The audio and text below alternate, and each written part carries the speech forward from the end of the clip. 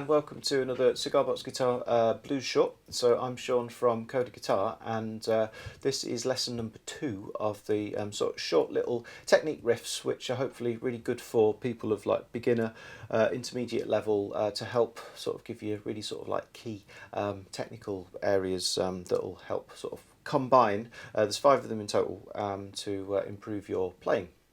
So just before we get into this one, we're just going to tune up. So here is a G, here is a D, and here is a high G on string 1. So this particular one, we're going to be focusing more on picking, sort of right-hand picking if you're right-handed, and I've seen, like, in a few of the sort of comment sections, and also some people I've taught on Skype who've been saying that they've found it quite difficult to sort of alternate or be in exact control of like which fingers to use when. And it's possible to play quite a lot of stuff just with one finger, to be honest, but it's good to be versatile, and there's always certain things in songs where it's just going to make it a lot easier if you're really in control and you can like use, you know, a couple of fingers and really sort of focus on being accurate with which order you use them and things like that. Alright, so I'm just going to do this pattern on the open strings first. So we're basically going to like switch round with the order in which we play with the fingers. So the thumb is thumping away on the beat on the low string all the way through this, and middle finger we're going to be just keeping this on string 1, the high G, and index finger just keeping this on string 2, the middle D. So we're going to be playing doing a pull, so middle and thumb together, and then we're going to be doing another middle in between the thumb, and then an index in between the thumbs as well. So it's pull, middle in between, index in between, pull, middle, index.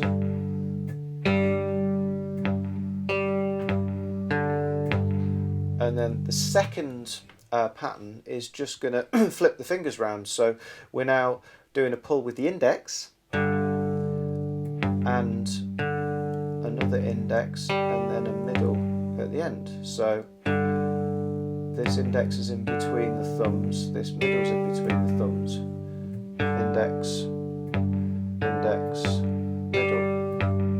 Okay. I'll try both of those together, just on the open strings. So 3, 4, middle, middle, index, flip it over, index, pull, index, middle, pull with the middle, middle, index, pull with the index, index, middle. So if we add the slide in, exactly the same. So the slide is just going to be covering top 2 strings on fret 3. Going to leave this low G through, and then the top 2 strings on fret 5. So we're on fret 3 for when we lead with the middle. So it's middle, middle, index, up to fret 5, index, index, middle, back to 3. Middle, middle, index, index, index, middle. So we can repeat that, and then we can even go up to fret 7. So as with the week 1 blues short, we're just going to be covering all 3 strings on fret 7. Just makes that particular D chord sound a little bit stronger. So what I can do is I can go from leading with the middle on fret 3, lead with the index on fret 5, back to middle in leading, and then I'm going to go with the index first. Alright, so I'll just do that again. So 3, 4, lead with the middle, index, lead with the index, fret 5, back to the middle, and then index on fret 7,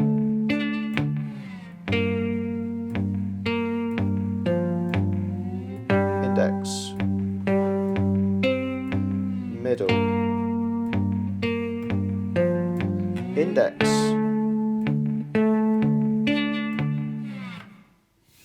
Right, so as with the previous week's lesson, we're talking about like tempos, and if you feel you've not been playing for that long and all of this, just the general sort of coordination, it's obviously really important to keep the timing going. So you've got to keep a really sort of strong beat. Like one particularly noticeable character about blues is that it's got a really good sort of driving rhythm to it. So everything you play, you've really got to try and keep the beat going. And because this is focusing on the picking hand, we want to make sure that this is playing with a really nice sort of strong rhythm. So don't go fast, make it sound solid. You can make something sound solid at a slow tempo. So in the previous week, I was saying something about 70 BPM for beginners is quite good. It'll feel very slow, but actually when you try and play, if you're finding any of this slightly difficult, it's actually not going to be that easy to play and keep it going straight off. So you can build the tempo up. Like I was saying, you can either like get a metronome, get one on your phone, or you can like search on YouTube for metronomes or drum beats at specific BPMs. So 70 BPM beats per minute, and once you've done that, speed it up, and once you've done that, let's have a look at this next one. So with this next one, what I'm going to be doing is I'm going to be like doing quite a bit of alternating with the index and middle fingers on the top string. All right, so we're going to be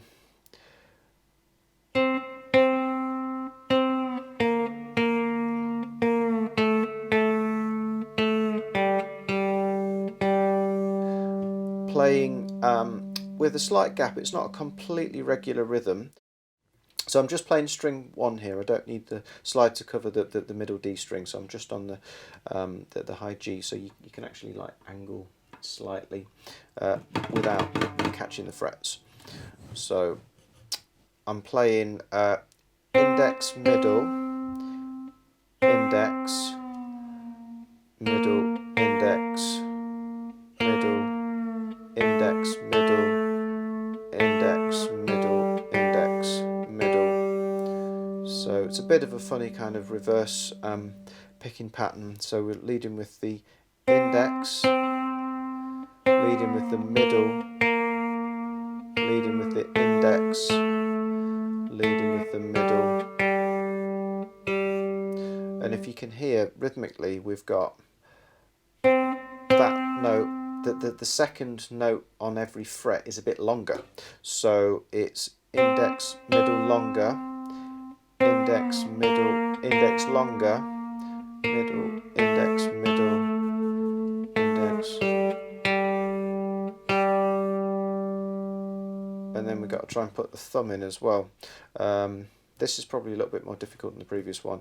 So we've got together, thumb in between. So we've got a pull together, in between, thumb in between, and then together, in between, together, in between, in between, together, in between, in between, together, in between, together.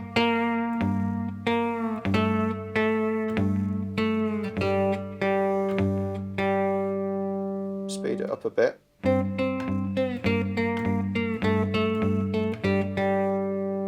get a nice sort of bubbly sound. So what we're doing in terms of the frets that we're using, we're keeping this actually pretty constant all the way through. So to finish off each phrase, we're just going up to fret 7, but we're not actually going to cover all of the strings here. We're just going to keep the slide at exactly the same angle and just move up there. So the first time round we've got frets 5, 3, 2, open, 5, 3, 7, and we'll stay on the 7 for twice as long there. So if I do that again, so 2, 3, 4, we've got 5, 3, 2, 5, 7,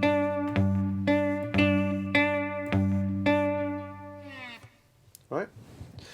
And if you wanted to finish it off, instead of going to fret 7, go up to fret 12. So the last time round,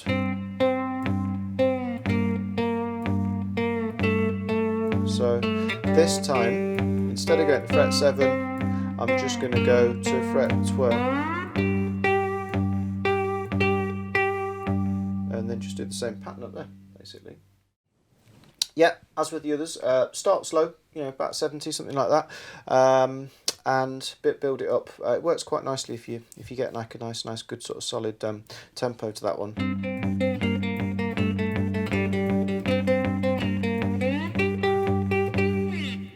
Okay, and the third one, what we're going to be doing here, this is a little bit more difficult, so you can either even come back to this at a later date. These previous two are doable, I think, for beginner level. This is a bit more tricky because what we're doing here is we're trying to alternate strings with our thumb. So the thumb is actually going to be playing the low G and the middle D. Now, to try and get a sort of a different tone between the thumb and the melody, what I'm actually trying to do is a bit of palm muting here. So I'm using this part of my palm, so little finger side, and I'm just so this is my bridge. So I'm resting just the sort of like ringing string side of the bridge, just resting here to slightly muffle the sound, but I've got to try and get an angle so that I can actually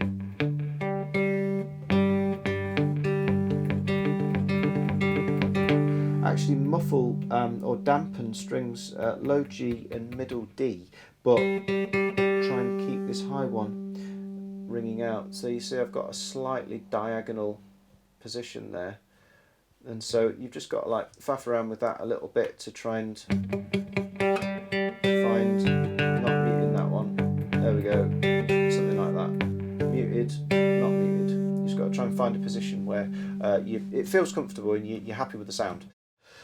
So what we're actually going to do here is we're going to be playing it at different points with our index finger and our thumb on the same string, on the middle D. So the pattern is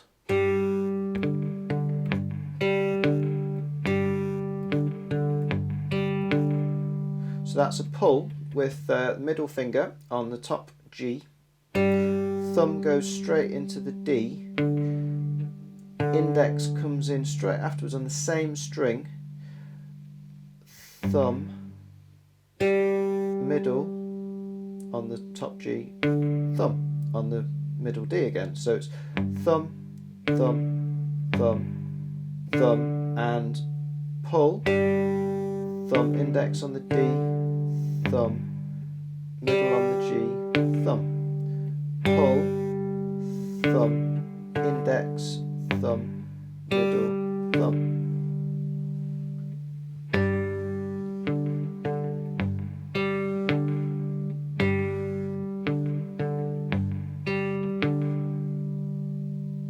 Alright. So here I'm only going to be fretting the high G string with the slide again, so we've got a bit of an angle going on there. Got to keep this open all the way through. So it would sound like this with the slide. Just fret 3 for the middle finger on string 1. Do that again.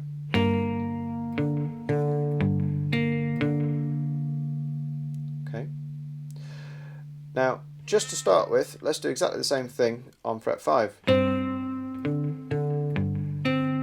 So 3,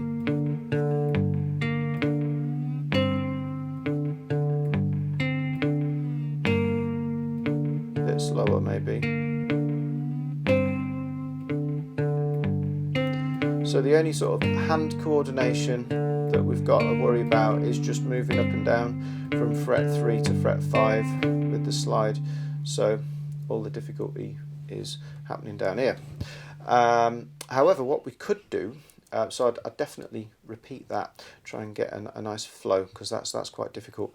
What we could do when we get to fret 5 is we could flip it round. So we could play middle, middle, index, thumb, middle, middle, index, thumb, middle, middle, index, thumb.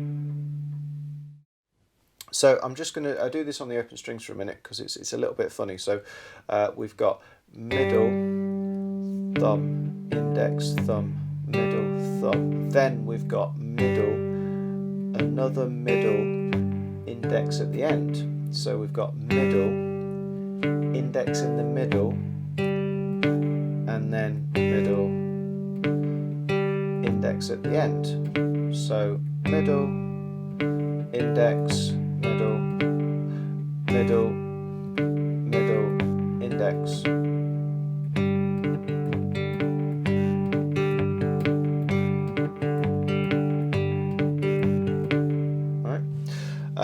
So all we're going to do there is go from fret 3 up to fret 5. So first pattern, index, middle, middle, middle again, index, index, middle, middle again, index at the end, middle, index,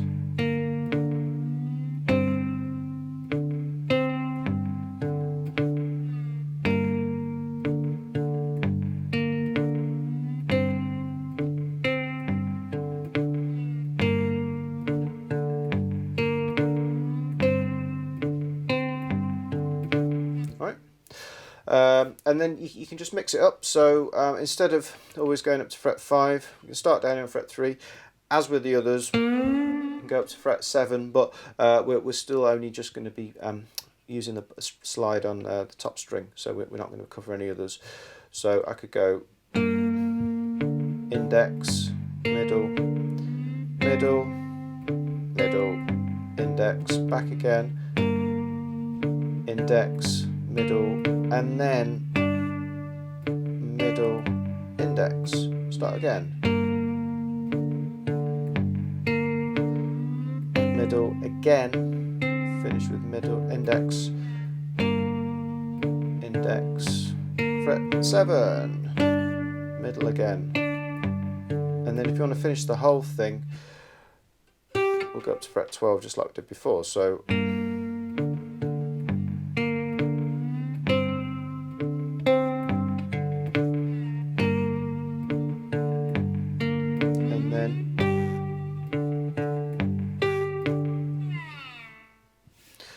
okay, so that's quite difficult, but really good practice. You know, you'll be hopefully feeling quite solid with your picking, your right hand plucking once you got these three down.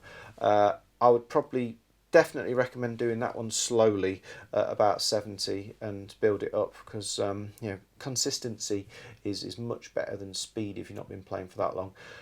Like I teach loads of people, and everyone always wants to go really quickly when they first start playing.